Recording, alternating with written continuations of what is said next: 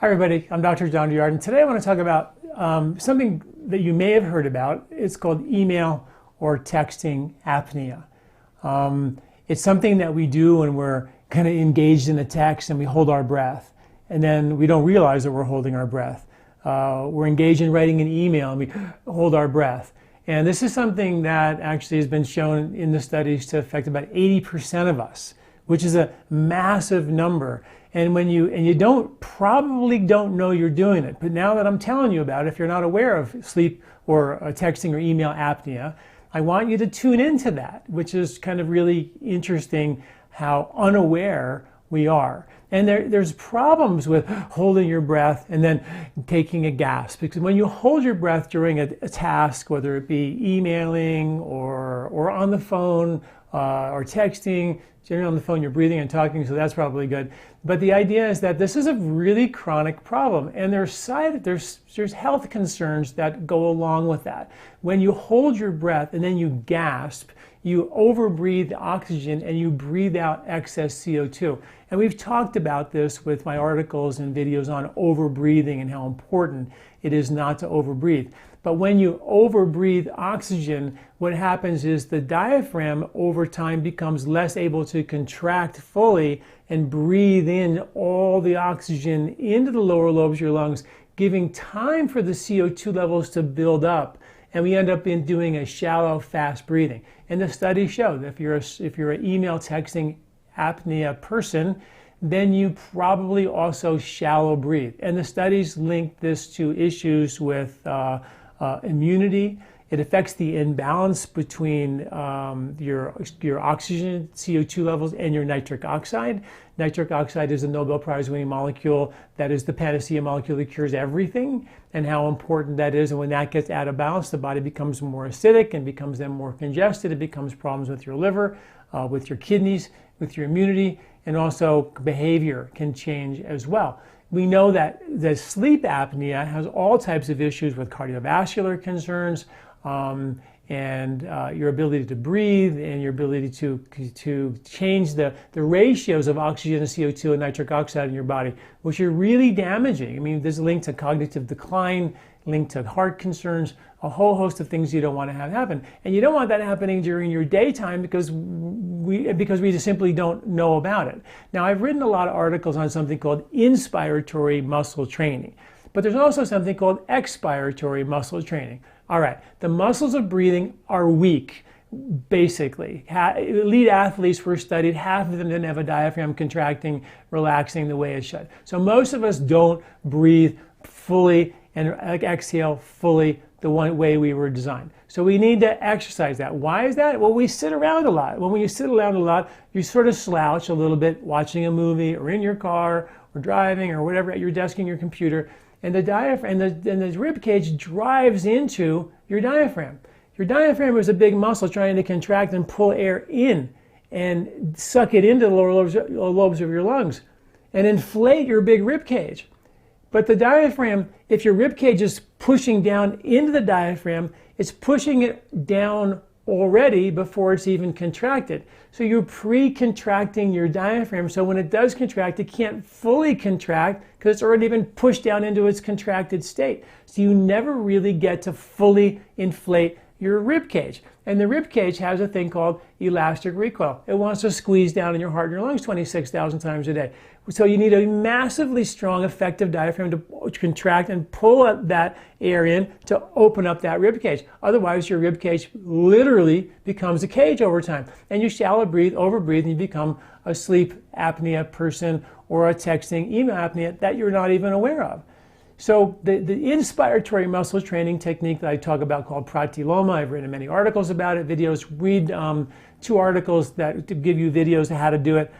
Strengthen your lungs now, pratiloma, or breathe away your heartburn. All those, the science has been, and this breathing technique has been approved for COVID, by the way. So that's really cool. So learn how to strengthen the muscles of inspiration. But the muscles of expiration are really important because they have been shown, which is really cool, to decrease respiratory fatigue, decrease overbreathing, and decrease shallow breathing. and they help to increase the awareness. Now, I did a podcast with a guy named Anders Olsen, dear friend, wonderful kind of old-time breathing guy like myself, been doing research on breathing for decades, and he developed this thing called the Relaxator. It's a little device that you put in your mouth, and when you just hold it, has a little lanyard, and you just go walk around, you put it in your mouth while you're at your computer, and you have a little dial that makes it either more or less difficult for you to breathe out.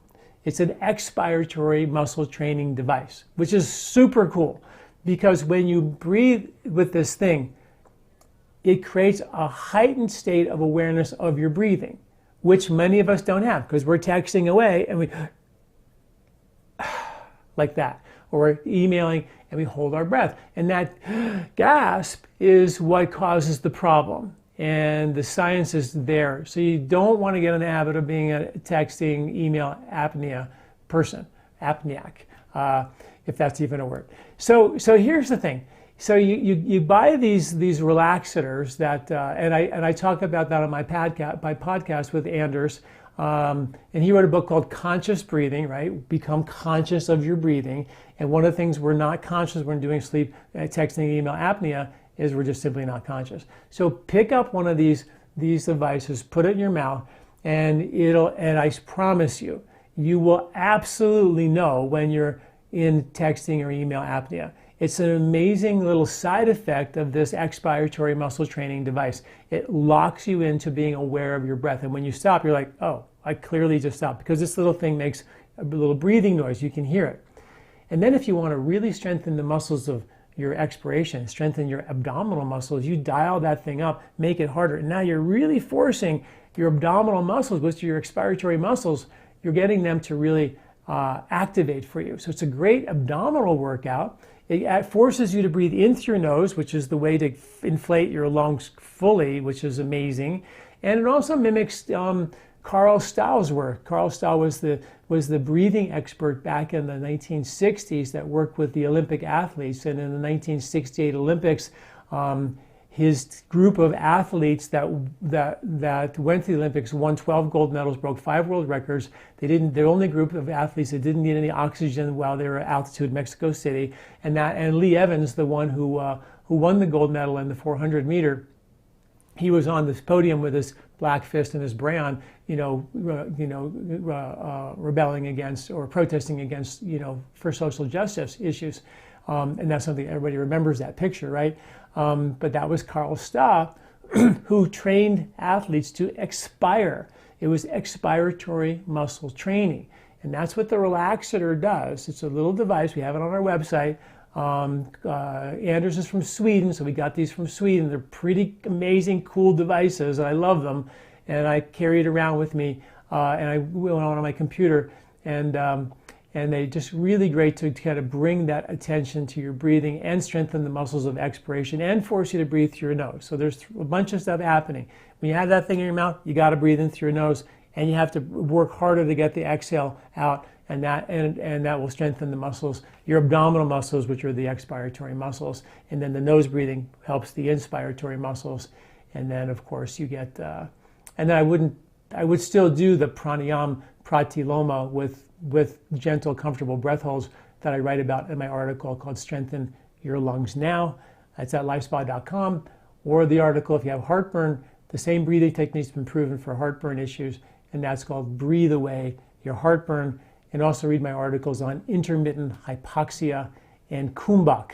Kumbhak is the name of breath holding in Ayurveda, and intermittent hypoxia is the scientific name for that, and the research on that is just overwhelming. That's another video, another discussion. But pick up one of these relaxators. I love them. They're really fun, and you'll find out whether or not you have intermittent hypoxia or texting or email apnea as well, and become more breath aware. At the very least, just tune into your breathing and watch yourself when you're texting, see if you're holding your breath. Okay, guys, thanks for listening. I'll see you next week.